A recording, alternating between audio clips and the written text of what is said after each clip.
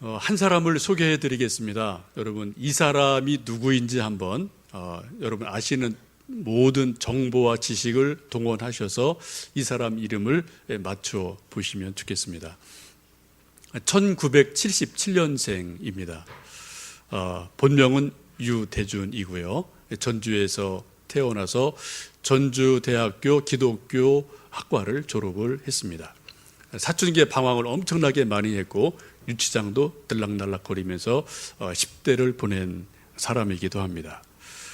대학을 졸업하고 노래하고 싶은 욕구가 너무나 강해서 부모님이 반대를 함에도 불구하고 무작정 서울로 상경을 해서 노래를 하기 시작합니다. 대부분 그렇듯이 지하 단칸방에서 젊은 시절을 고생하고 지내면서 노래를 하고 음반을 만들어냈습니다. 4장 정도 음반을 만들어냈는데 그가 부른 노래가 되게 우울하고 좀 어두운 노래들이어서 사람들한테 별로 좀 호감을 갖지를 못합니다.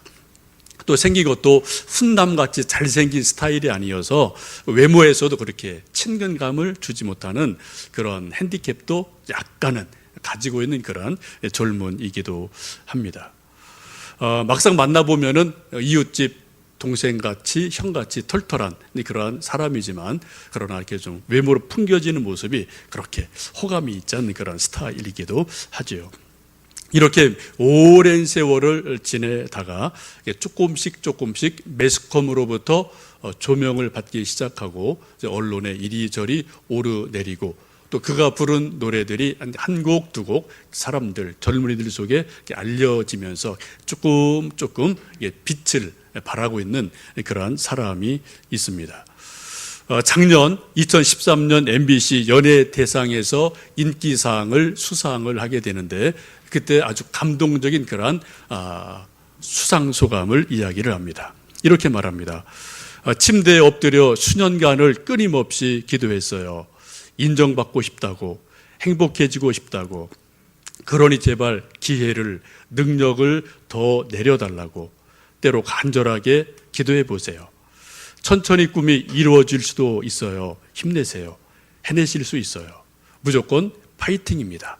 이런 수상소감을 말하면서 많은 사람들에게 도전을 주고 격려를 주었던 그러한 젊은이입니다. 얼마 전부터는 1박 2일에 간혹 출연을 하면서 존재감을 드러내기도 하고요. 먹방에도 나오면서 이렇게 뭔가 요즘 광고까지 나오는 그런 사람이 있습니다. 5월이 되면은 우리 특히 이제 남자들은 아버지를 생각하며 그가 불렀던 랩을 숨가쁘게 헐떡거리면서 흉내 내보든지 듣기도 하는 그러한 사람이 있습니다. 누굴까요? 우리 젊은 분들. 누구라고 생각하십니까? 예. 좋은 거 하나 드릴게요. 누구라고 생각이 되세요? 네, 빙고. 데프콘입니다. 데프콘이라는 래퍼가 있어요. 우리 연세 높으신 분들은 이게 뭐야? 좀 그러시는 표정인데 데프콘이라는 소위 랩 가수가 있습니다. 원래 데프콘은 여러분 아시는 것처럼 디펜스 레드니스 컨디션에서 이게 군사 용어죠, 그죠? 작전 방어 이런 전투 방어 준비 태세 이런 건데 왜 데프콘이라는 이름으로 자기 예명을 줬는지는 모르겠어요. 아마 짐작컨대 좀 반항아적인 기질이 아직도 그 속에 있기 때문에 그런 이름으로 좀 자기 가수 이름을 지은 것이 아닌가 생각을 해봅니다.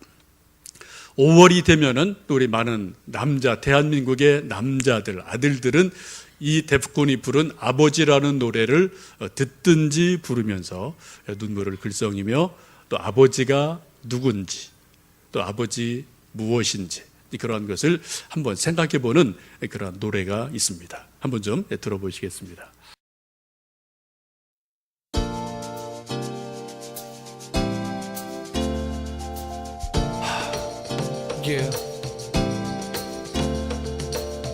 이 노래는 대한민국에서 데프콘이 최고인 줄로만 알고 계시는 불쌍한 우리 아버지 그분에 대한 얘기입니다. 아버지 듣고 있습니까? 오늘은 또 어디에서 그 무거운 돌덩이를 쥐고 있습니까? 계단을 한참 오르고 또 올라도 1,000원이야. 무릎이 흔들거려 아파와도 1,000원이야. 자식이 먹다 남은 것들로 밥을 싸고 뭐 필요한 거는 없냐 되려 말을 하죠. 한겨울 조그맣고 추운 가게에서 웅크린 채 이를 떨며 바보같이 손님을 만내. 그런 당신이 나는 창피했었고 참 사건의 자식인 난 억울했었죠. 지금 생각해도 내가 너무 했던 것, 감옥에 자리 찾는 문을 선물했던 것. 남들은 다 포기해도 부모는 절대 포기 못해. 아들아 지금의 시련을 딛고 기도해. 일어나, 넌 더 큰 세상을 만나야 해. 적어도 나처럼 초라하게 살지는 말아야 해. 아버지의 마음 그때는 미처 몰랐네. 인생의 되바꾼 말이 안 통하네. 아버지의 마음 그때는 미처 몰랐네. 모두가 손가락질하며 나를 욕할 때. 아버지의 마음 그때는 미처 몰랐네. 뒤에서 모든 걸 짊어지고 기도한 게. 아버지의 마음 이제야 알 것 같아. 아버지의 마음 그 마음을 알 것 같아. 자식이 바쁠까봐 전화도 맘대로 못 걸고 가끔 가다 먼저 걸면 말이 하다 끝난다. 어머니 병원비 얘기를 왜 못해. 자식한테 손 벌리는 게 그게 괴롭대. 명절에 온 가족이 모여 빈얘기, 내 덕분에 다들 빚쟁이가 된 뒷얘기. 별을 보고 소원을 빌며 속삭였는데 어느새 아버지 내 등을 토닥여주네. 스케줄을 매니저보다 더 잘 알고 TV에 나가면 통내는 난리가 나죠. 되지도 않는 랩을 헐떡이며 다 따라하죠. 왜 이제는 절대 걱정 안 한다라고. 새벽녘에 눈을 떠 바라본 아들 사진, 오늘도 무사히를 조용히 발음하지. 도시락을 챙겨 이제 일터로 나가신다. 멀리에 있어도 우린 가족 하나입니다. 아버지의 마음 그때는 미처 몰랐네. 인생의 되바꾼 말이 안 통하네. 아버지의 마음 그때는 미처 몰랐네. 모두가 손가락질하며 나를 욕할 때. 아버지의 마음 그때는 미처 몰랐네. 뒤에서 모든 걸 짊어지고 기도한 게. 아버지의 마음 이제야 알 것 같아. 아버지의 마음 그 마음을 알 것 같아. 음악이 좋아서 네가 서울로 떠나는 날 마음이 괴로워서 눈물을 지으며 한쪽 벽을 향하여서 서 있던 그 아버지의 모습을 생각하면은 그 마음을 어떻게 표현할 수가 없구나. 대준아 미안하다. 어느 부모든 마음은 똑같을 것을. 아버지의 마음 그때는 미처 몰랐네. 인생의 되바꾼 말이 안 통하네. 아버지의 마음 그때는 미처 몰랐네. 모두가 손가락질하며 나를 욕할 때. 아버지의 마음 그때는 미처 몰랐네. 뒤에서 모든 걸 짊어지고 기도한 게. 아버지의 마음 이제야 알 것 같아. 아버지의 마음 그 마음을 알 것 같아. 내가 사랑하는 아버지의 얼굴을 보면 손에 잡혀지는 안타까운 주름 때문에 뒤돌아서 슬프게 목이 메여 울었습니다. 나를 사랑하는 아버지의 얼굴을 보면, 내가 사랑하는 아버지의 얼굴을 보면 손에 잡혀지는 안타까운 주름 때문에 뒤돌아서 슬프게 목이 메여 울었습니다. 나를 사랑하는 아버지의 얼굴을 보면. 좀 가사가 들어오십니까? 랩이라 이게 조금 연세 있으신 분들은 잘 안 들어오실 텐데요. 아버지의 마음을 노래하는 아들의 노래입니다. 이 속에 기도가 있고요, 눈물이 있고요, 회한이 있고요, 또 아버지를 향한 사랑의 고백이 있는 노래입니다. 제가 볼 때는 거의 가스펠 수준의 노래라고 생각이 듭니다. 좀 랩이기 때문에 좀 이렇게 빨리 지나가서 잘 안 들리실 거예요. 오늘 댁에 가셔서 다시 한번 인터넷에서 한번 들어보시면 이제 가사와 이런 거 이게 들려진 뭔가 이렇게 좀 뭐가 마음에 와닿는 그런 감동들이 나름대로 있는 그러한 노래입니다. 여기 동영상에 나온 이제 그 분이 아버지이고 또 이제 랩한 중간에 이렇게 랩한 여자분이 어머니이고 온 가족이 나름대로 만든 가족의 노래이면서도 아버지를 향한 사랑의 노래, 사부곡이라고 할까? 그런 노래가 바로 이 노래이기도 합니다. 우리 남자들은 이 노래를 부르면 뭔가 좀 마음에 찡한 것들이 있고요. 정말 아버지가 누군가, 아버지가 뭔가 이런 것을 생각해 보게 됩니다. 예나 지금이나 아버지와 아들, 또 어머니와 딸, 이 부모 자식 관계는 참으로 가장 친밀하면서도 때로는 아주 먼 변화무쌍한 그러한 관계가 부모 자식의 관계인 것 같습니다. 때로는 아주 가깝고 하늘에 떠 있는 무지개처럼 영롱한 아름다움이 있기도 하지만 때로는 부모 자녀 간에 갈등이 생기게 되면은 정말로 평생 원수처럼 될 수가 있고 의절하는 경우도 있고 이런 일들이 우리 주변에 종종 있기도 합니다. 수십억의 인구 가운데서 우리 부모 자녀의 관계는 아주 특별한 소수죠. 우리 위로 부모님은 딱 한 분이에요. 엄마도 한 분, 아버지도 딱 한 분입니다. 또 우리 밑으로 자녀들도 뭐 한두 명, 세 명 많아야 이 10손가락 안에서 왔다 갔다 하는 아주 극소수의 그런 피로 맺어진 관계가 우리 부모, 자식인 것을 알게 됩니다. 그래서 가장 가까운 그런 살붙이, 피붙이면서 동시에 때로는 마음으로, 상황으로 멀어져 있는 그러한 인간 관계가 부모와 자녀라고 보여집니다.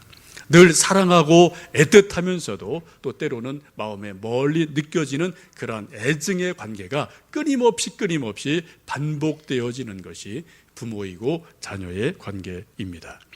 오늘 성경 말씀을 보시면 하나님 우리에게 말씀합니다. 자녀에게 부모를 순종해라. 부모에게 공경하라고 말씀을 합니다만 이것이 마음처럼 말처럼 그렇게 쉽지 않다는데 우리 모두의 고민이 있습니다. 여러분, 우리가 왜 부모님에게 효도를 해야 되고 또 부모님을 공경해야 될까요? 그 이유를 존 스토트는 세 가지로 이렇게 이야기를 합니다. 첫 번째, 우리가 부모님을 효도해야 될 이유는 이것은 인간의 본성이다라고 말씀을 합니다. 오늘 말씀 보시면은 1절에 그렇게 말씀하죠. 자녀들아, 주 안에서 너희 부모에게 순종하라. 이것이 옳으니라 라고 말씀합니다. 부모님에게 순종하는 것이 옳다라고 성경은 말씀을 합니다.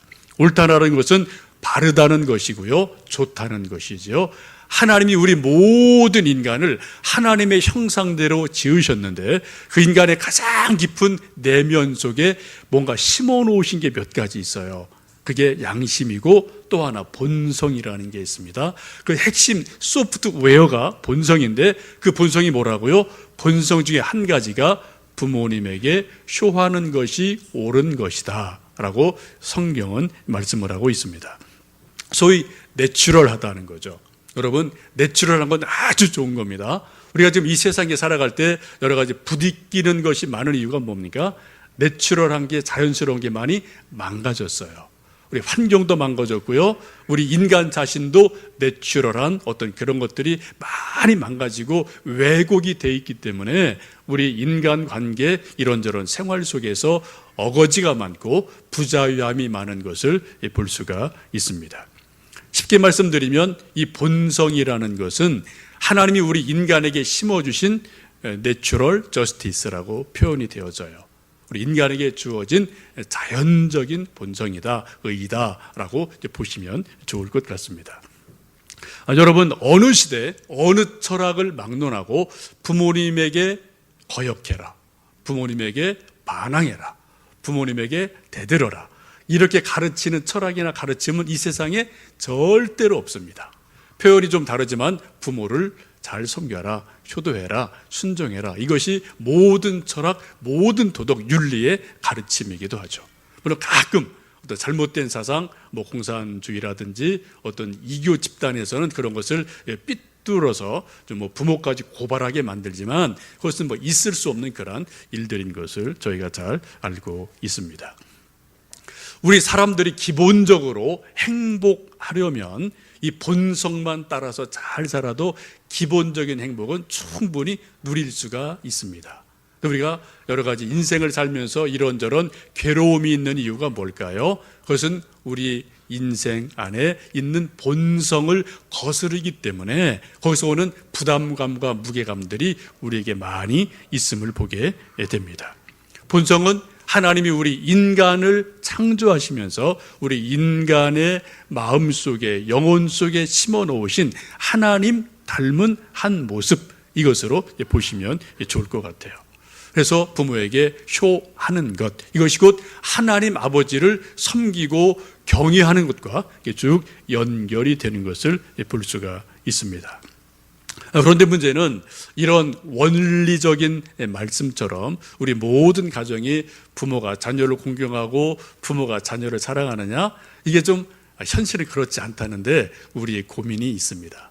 어떤 집이든 뭐 저나 여러분이나 또 우리가 알든 알지 못하는 사람이든 정도 차이의 문제일 뿐이지 약간의 갈등들이 없는 집은 없는 줄로 압니다. 여러분 잘 아시는 소위 이병철 씨, 돈병철 씨로 불려진 그분도 자기 평생 자기 마음대로 못한 게 세 가지가 있다고 하잖아요. 뭐요? 골프 자기 마음대로 안 된다는 거예요. 공 마음대로 가는 거죠. 또 미원 이기지 못했습니다. 미풍을 만들어서 했지만 결국 그 성 못 넘었거든요. 또 하나는 뭐요?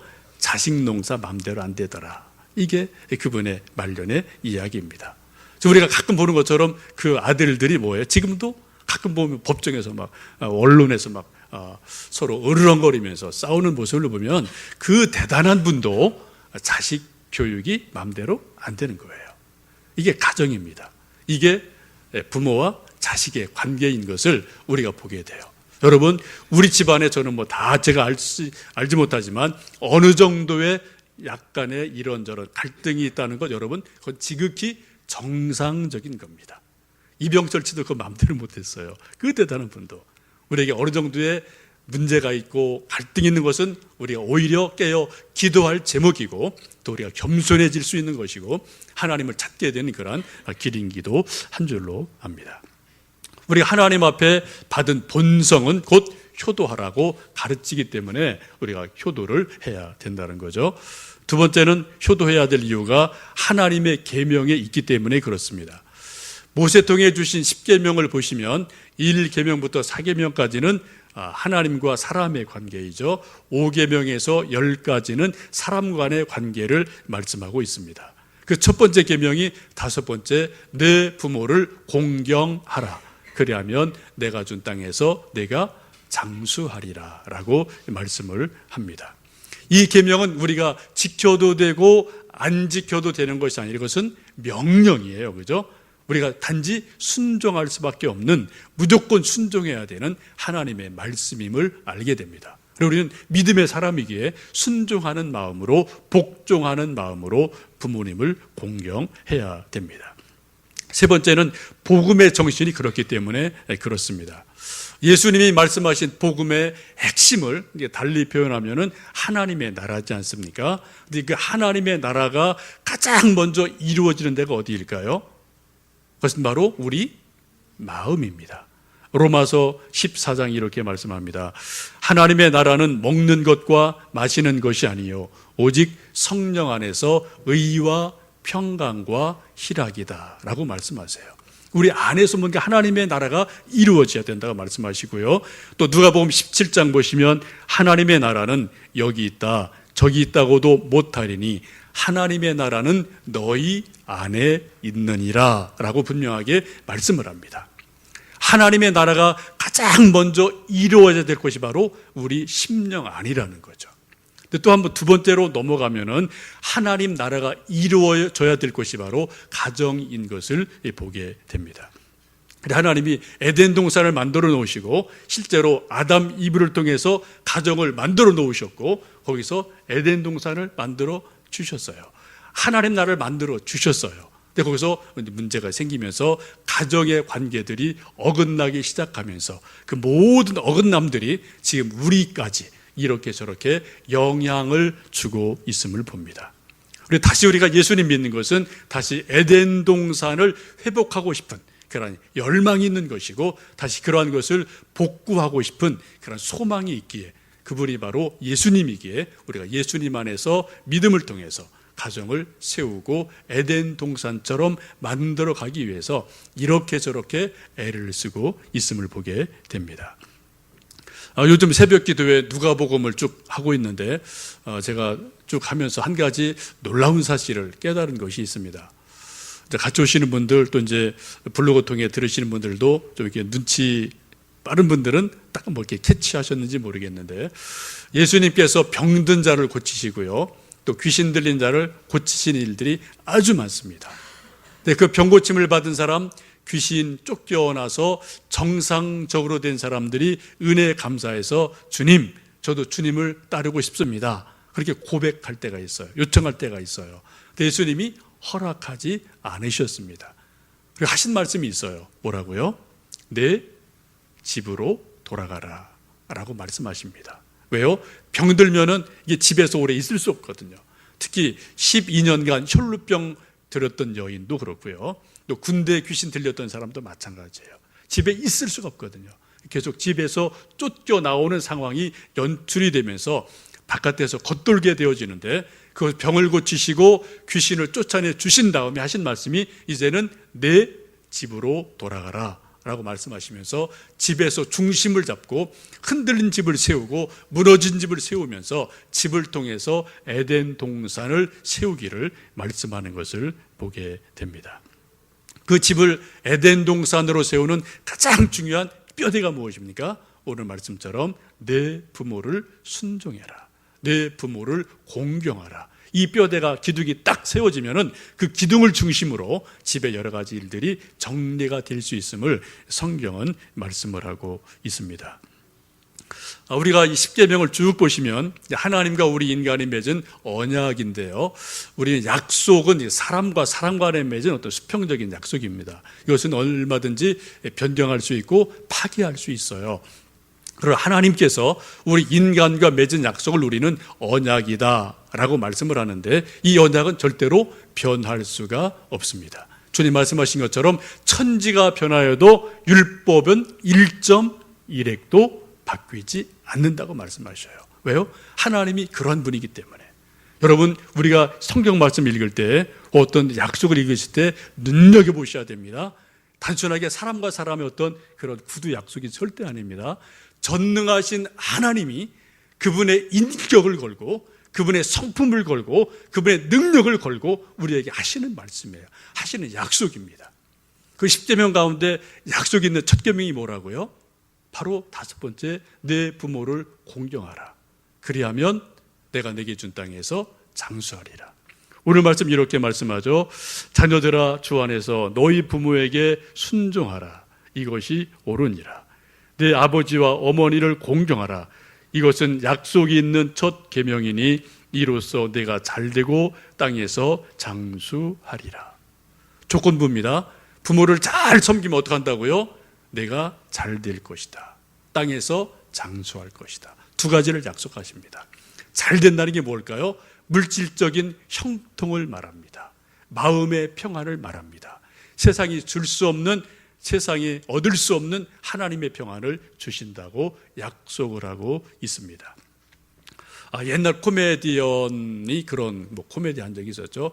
잘 돼야 될 텐데 하면 잘 될 턱이 있나 하면서 했던 그런 코미디 여러분 기억하실 텐데, 여러분 정말 우리 일들이 잘 돼야 돼요, 그죠? 잘 돼야 될 텐데 이거 좀 하셔야 돼요. 근데 여러분, 우리 인생이 잘 되는 비결이 어디 있다고요? 오늘 성경 말씀 분명히 말씀합니다. 부모를 공경하라. 그리하면 어떻게 한다고요? 내가 잘 될 것이다. 우리 많은 사람들은 인생에 잘 되는 것을 어디서 찾아요? 공부에서 찾아요. 돈에서 찾아요. 세상 권력에서 찾습니다. 물론 좋습니다. 거기서도 잘 되는 게 분명히 있어요. 근데 거기는 일정 부분이에요. 한계가 있어요. 정말 우리 인생에 잘 되는 길은 하나님이 만들어 놓으신 길이 있다고요. 그 길이 뭐라고요? 부모를 공경하는 길이에요. 그 길을 우리가 잘 섬기고 공경하면 그 길을 따라 가다 보면은 우리 인생이 잘 됩니다. 이건 제 말이 아니에요. 여러분 성경을 보십시오. 하나님의 약속입니다. 하나님의 권면입니다. 여러분 인생이 잘 되기 원하십니까? 그렇다면 여러분 우리가 열심히 노력하고 공부하고 사업해야 되지만 더 중요한 것은, 근본적인 것은 부모님을 공경하는 겁니다. 이미 여러분 잘하고 계시지만 더 잘하셔야 돼요. 100% 우리 없거든요. 할 수 있는 최선을 다해서 부모님을 공경할 때 우리가 잘 될 줄로 믿습니다. 우리가 또한 돌침대를 놓고요, 또 흙침대를 놓는다고 장수할 수 있나요? 그럴 수 있죠. 그러나 장수는 하나님의 선물입니다. 오늘 말씀하기를 이로써 내가 잘되고 땅에서 장수하리라 라고 말씀을 합니다. 좀 구체적으로 우리가 어떻게 하면은 오늘 현실에서 부모님에게 잘 할 수 있고 공경할 수가 있겠습니까? 저는 세 가지를 말씀드리고 싶습니다. 첫째는 우리가 안부 인사를 좀 잘 정성껏 하는 것 되게 중요한 것 같아요. 우리가 뭐 때때로 부모님 직접 만나서 얼굴과 만나서 이야기할 때도 있고, 때로 뭐 인터넷 뭐 이메일 할 때도 있고, 또 때로는 이제 전화로 이제 뭐 통화할 때도 있는데, 저도 가끔 그런 거 있거든요. 막 바쁠 때 전화 이제 받게 되는 상황이 있으면은 되게 건성으로 예 알았어요 하고 지금 생각은 다른 데가 있고요. 지금 다른 거 책 보면서 뭐 하면서 할 때 있거든요. 이게 참 죄송한데 여러분 그런 거 가끔 있지 않으십니까? 여러분 이게 뭐 상황이 좀 그럴 때가 있겠지만 여러분 전화 받을 때 전화 걸으실 때 정성껏 받으시면 좋겠어요. 좀 마음을 담아서 대화를 했으면 좋겠습니다. 그리고 때로는 정말 감사합니다. 또 죄송합니다. 사랑해요. 이런 말을 정말 정성을 다해서 담아서 부모님에게 전해드리는 것이 부모님을 공경하는 가장 중요한 1차적인 일이라고 생각을 합니다. 여러분 좀 부모님과 통화하거나 대화할 때 사랑해요, 고마워요, 뭐 죄송해요 이런 말 좀 간혹 하십니까? 우리 한국 남자들 그거 잘 못하거든요. 저도 몇 년 전부터 이제 그 말을 좀 스스럼 없이 좀 지금은 해요. 그래 전화할 때나 만나 뵐 때마다 뭐 엄마 아버지 뭐 사랑해요, 감사해요 이렇게 좀 뭐 이렇게 안아드리면서 이제 할 때가 있는데 그때마다 이렇게 좀 달라요. 느낌이 다르고 엄마 아버지의 마음도 뭐가 이렇게 좀 열리는 것을 느끼고 이런 것을 좀 느낄 때 있습니다. 하여튼 우리가 말할 때, 인사할 때, 전화할 때 정성을 다해 마음을 담아서 우리가 사랑을 표현하는 것 아주 중요한 일인 줄 압니다. 또 두 번째는 가끔 우리 부모님들의 필요를 조금씩 채워드리는 것. 어느 누구도 부모님의 필요를 100% 채울 수 있는 사람은 이 세상에 아무도 없습니다. 그러나 기본적으로 조금 그분들이 필요한 옷이나 음식이나 몇 가지를 채워드리는 것이 또 부모님을 사랑하는 표현인 줄로 압니다. 저도 고향에 이제 가끔 갈 때마다 부모님에게 휘발유를 조금 넣어드리고 옵니다. 저희 부모님이 사용하시는 휘발유는 세 가지입니다. 하나는 광동 쌍화탕, 또 속청, 또 커피 믹스. 이 세 가지가 저희 부모님의 휘발유예요. 아버님 커피를 좀 늦게 배우셨는데 하여튼 밤에도 드셔요. 뭐 설탕 하나 더 넣으시고 맛있다 달다 하시고 또 드시고 또 뭐 아주 잘 주무시는 그런 특이 체질이신데 어쨌든 뭐 그렇게 늘 이제 쌓아놓고 뭐 그때 드시거든요. 또 광동탕화탕 피곤할 때 이제 노인분들 뭐 또 먹으면 뭐 약간의 효과가 있으니까 그래서 밤길에 또 뭐 여기저기 좀 나가시기도 불편하고 또 약국이 조금 멀리 있으니까 번째 당번이에요. 제가 갈 때마다 좀 한 서너 달치 드실 만큼 광동 쌍화탕, 속청, 커피 믹스 이거를 다 이제 체크해서 재워놓고 휘발유를 이제 만땅으로 채워드리고 그리고 또 이제 돌아오면서 아이고 이제 이런저런 생각을 하면서 아이고 또 뭐 사시면 몇 년 사시겠나 또 이런저런 생각을 이제 하면서 올라올 때가 있습니다. 뭐 이건 뭐 가정마다 형편이 다르고 또 사람마다 형편이 다 다르겠습니다만 어쨌든 우리 부모님들에게 약간의 휘발유를 채워드리면 그 힘으로도 이렇게 뭐 살아가시는 일상의 소소한 기쁨들이 있거든요. 이런 것들 우리가 해드리는 것도 중요하지 않나 싶습니다. 또 하나는 천국의 여행을 준비시켜 드리는 것입니다. 분명한 것은 어느 누구도 이 세상에서 천년 만년 사실 수 없어요. 뭐 언젠가 우리보다 먼저 그분들이 훌쩍 우리 곁을 떠나서 죽음의 강을 건너가실 터인데 그때 그분이 죽음의 강을 건너가실 때 그때 천국으로 가실 수 있도록 천국의 티켓을 티켓팅해 드리는 것 이것이 우리가 할 수 있는 가장 좋은 효도라고 믿습니다. 우리가 뭐 효도 관광도 하고요, 뭐 세계 일주도 하고 성지 순례도 합니다만 더 중요한 것은 천국 여행을 준비시켜 드리면서 종종 권면해 드리는 것 아주 중요한 일입니다. 저도 아버님 뭐 장로님이고 또 권사님이지만 제가 가끔 가서 여쭤봐요. 죄송하지만 천국에 대한 확신이 있으신지 좀 찔러 봅니다. 그리고 좀 말씀을 나누고 이러저러 할 때가 있거든요. 우리가 잘 아는 믿음의 큰 선배 성 어거스틴이 있습니다. 그분이 고백록에서 뒷부분에 이런 고백을 하는 부분이 있습니다. 10대, 20대 엄청나게 많이 방황을 했었죠. 그리고 어머니 모니카의 눈물의 기도로 다시 이제 예수님께 돌아와서 정말 성 어거스틴이 되는데 그분의 말년에 어머니와 더불어 고향으로 쭉 돌아가는 여행하는 가운데 어떤 마을에 이르러서 어머니와 이런저런 대화를 둘이 이야기를 하고 있습니다. 대화가 점점점 다양해지면서 점점 영적인 대화가 되어지면서 두 분의 대화가 천국에 대한 대화로 쭉 이어져 가게 돼요. 하나님이 놀라운 은혜를 주셔서 어거스틴과 모니카가 천국에 대한 이야기를 하는 그 가운데 영의 눈을 활짝 열어주셔서 천국을 보여주셔요. 천국을 보는 기쁨을 허락하십니다. 그래서 큰 기쁨과 은혜를 받게 되고, 그리고 나서 한두 주일 있다가 이제 어머니 모니카가 이 세상을 떠나는 일이 있습니다. 그때 어거스틴 33살, 어머니 모니카 56세. 지금으로 따지면 젊은 나이지만 어쨌든 그러한 일들을 경험하면서 자기가 경험한 영적인 체험들을 고백록에 기록하면서 천국의 소망을 어머님과 함께 나누었던 것이 자기 인생에 너무나 감사한 일이다. 너무 큰 은총이었다. 이런 것들을 고백하는 것을 볼 수가 있습니다. 여러분, 이제 오늘 어버이 주일을 맞으면서 우리가 어느새 우리 위로 부모님이 계시고 또 우리 자신이 부모가 된 그러한 입장이 되어 버렸는데, 우리 부모님이 살아 계시든 혹은 훌쩍 곁을 떠나가셨든 우리가 가정을 생각하며 또 어버이를 생각하며 우리가 하나님의 말씀을 순종하면서 우리 마음의 평안을 누리시고요, 또 하나님이 약속하신 이 땅에서 잘되며 장수하는 기쁨도 누려가는 복된 가정들 되시기를 간절히 축원합니다. 기도하겠습니다.